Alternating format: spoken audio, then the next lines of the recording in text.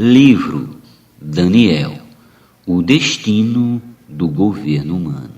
Dong Yulan, capítulo 10. Tema desta semana: a visão de um carneiro e um bode. Meta de hoje: leitura das páginas 84 a 87. Deus preserva Jerusalém da destruição. Joséfo, famoso historiador judeu, nos conta com pormenores a passagem de Alexandre por Israel. Alexandre entrou na Ásia Menor pelo Helesponto, derrotou os sátrapas de Dário III, o último rei da Pérsia, na Batalha de Granico, e avançou Ásia adentro. Queremos observar que este Dário é o Dário dos capítulos 5 e 6 de Daniel. Aquele era Dário o Medo, este o Dário III, o persa. Dário aguardava Alexandre em Issos, na Cilícia, e todos na Ásia pensavam que ele derrotaria facilmente os invasores. Assim também pensava Sambalá, sátrapa de Samaria, que se empenhava em manter boas relações com os judeus. Mas Dário sofreu grande derrota e fugiu para a Pérsia. Alexandre então marchou para a Síria, conquistando Damasco e Sidom, e em seguida sitiou Tiro. De lá enviou uma carta ao sumo sacerdote dos judeus, pedindo-lhe suprimentos e solicitando que transferisse a sua lealdade e tributo de Dário a Alexandre.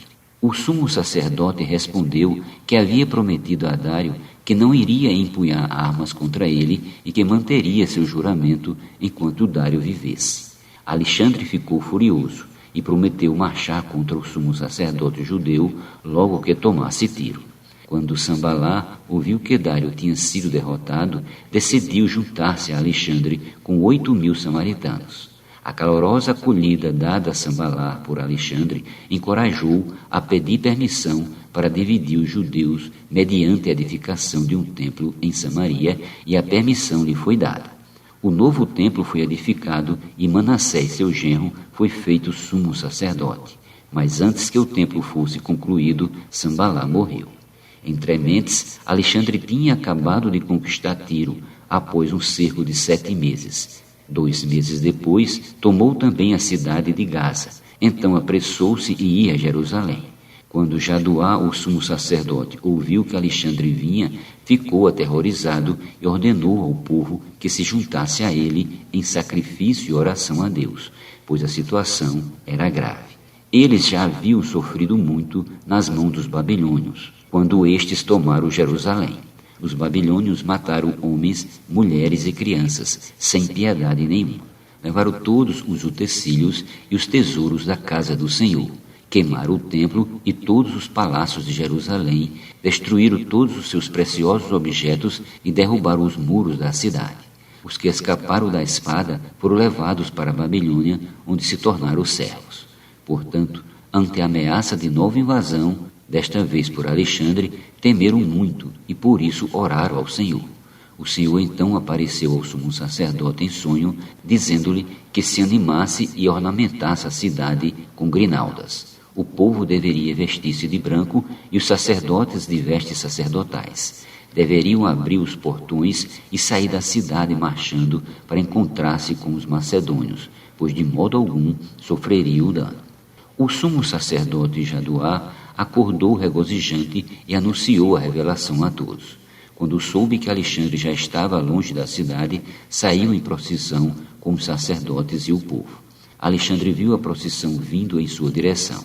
Os sacerdotes estavam vestidos de linho e o sumo sacerdote de uma veste azul e dourado.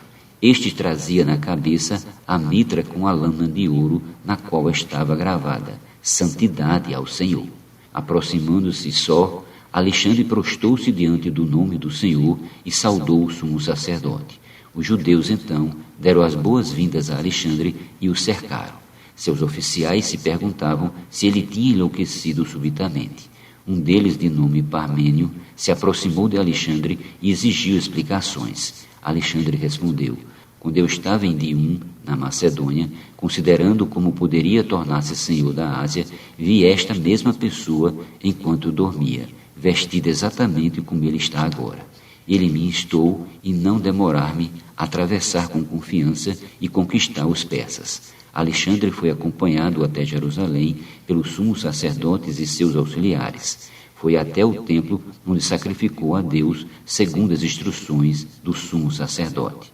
E quando no livro de Daniel lhe foi mostrado que um grego destruiria o império persa, Alexandre se considerou essa pessoa.